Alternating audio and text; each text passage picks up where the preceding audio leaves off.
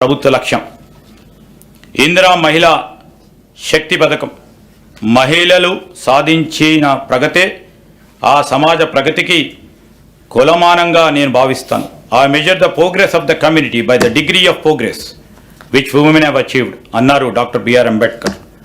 తెలంగాణ ప్రభుత్వం 63 లక్షల మహిళలను విజయవంతమైన వ్యాపార పారిశ్రామికవేత్తలుగా తీర్చిదిద్దే ధ్యేయంతో ఇందిరా మహిళా శక్తి పథకానికి రూపకల్పన చేసింది. శ్రీనిధి ఏర్పాటు, బ్యాంకులతో అనుసంధానం అనే మార్గాల ద్వారా 1,00,000 కోట్ల రూపాయల ఆర్థిక సహాయాన్ని అందించి ఈ లక్ష్యాన్ని సాధిస్తాం.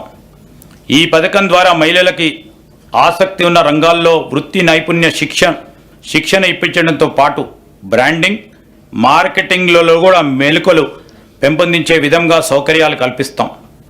మహిళా ఔత్సాహిక పారిశ్రామికవేత్తల కోసం ఉమ్మడి ప్రాసెసింగ్ కేంద్రాలతో పాటు ప్రతి శాసనసభ నియోజకవర్గానికి ఒక ప్రత్యేక చిన్నతర పారిశ్రామిక పార్కును ఏర్పాటు చేస్తాం.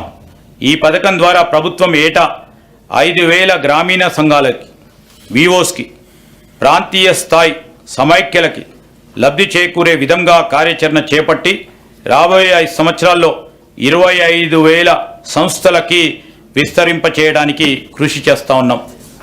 దీనితో పాటు ఇందిరా మహిళా శక్తి పథకంలో భాగంగా రుణ బీమా పథకాన్ని ఈ సంవత్సరం మార్చి నెలలో ప్రభుత్వం ప్రవేశపెట్టింది. ఈ పథకం కింద సభ్యురాలు మరణించినప్పుడు ఆమె పేరున ఉన్న రుణాన్ని గరిష్టంగా 2 లక్షల రూపాయల వరకు మాఫీ చేయడం జరుగుతుంది. దీన్ని అమలుపరచడానికి 50.41 కోట్ల రూపాయల నిధులు కేటాయించాం. స్వయం సహాయక సంఘాలు ఒకప్పుడు దేశంలోనే అగ్రగామిగా నిలిచిన మన మహిళా స్వయం సహాయక సంఘాలు కొన్నేళ్లుగా గత ప్రభుత్వం అలసత్వంతో నిధులు లేమితో కుంటుపడ్డాయి. పేద మధ్యతరగతి మహిళా అభ్యున్నతికి, ఆర్థిక స్వలంబనకి సహాయ సంఘాలు ఎంతో ఊతమిస్తాయి. వీటి పునరుద్ధరణకు ప్రతి సంవత్సరానికి కనీసం 20,000 కోట్లు తగ్గకుండా వచ్చే 5 సంవత్సరాల్లో 1,00,000 కోట్ల రూపాయల వడ్డీ లేని రుణాలు అందించాలని మా ప్రభుత్వం సంకల్పించింది. ఈ నిధులు మైక్రో స్మాల్ ఇండస్ట్రియల్ పార్కులు ఏర్పాటుకు సహాయపడి మహిళలను పారిశ్రామికవేత్తల స్థాయికి ఎదిగేందుకు అవకాశం కల్పిస్తాయి. ఇందిరా జీవిత బీమా పథకం. ఈ పథకం ద్వారా స్వయం సహాయక సంఘాల్లోని దాదాపు 63.86 లక్షల మంది మహిళా సభ్యులకు జీవిత బీమా సౌకర్యం కల్పిస్తున్నాం.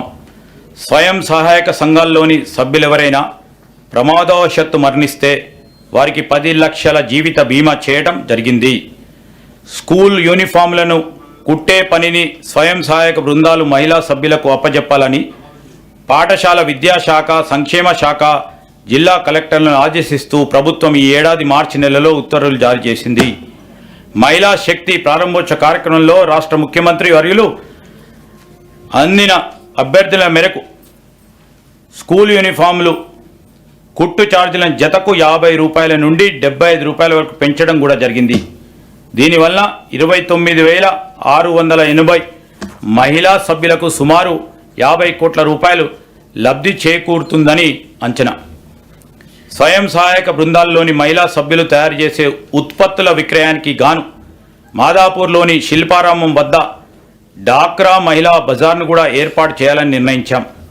దీని ఏర్పాటుకు గ్రామీణ పేదరిక నిర్మూలన సంస్థ సర్ప్కు 3.20 ఎకరాల భూమిలో గల 106 దుకాణాలతో కూడిన నైట్ బజార్ కాంప్లెక్స్ను అప్పగించాం. మహిళలు ఆర్థిక స్వలంబన సాధించినప్పుడే వారు నిజమైన సమానతను సాధిస్తారు. పైన పేర్కొన్న పథకాలన్నీ కూడా ఈ దిశగా మహిళలను బలోపేతం చేసేవే. సంక్షిప్తంగా చెప్పాలంటే మా ప్రభుత్వం 1 కోటి మంది మహిళలను కోటీశ్వరులను చేసేందుకు కంకణం కట్టుకుంది. పంచాయతీరాజ్ మరియు గ్రామీణాభివృద్ధి శాఖకు ఈ బడ్జెట్లో 29,816 కోట్ల రూపాయలు ప్రతిపాదిస్తున్నాం.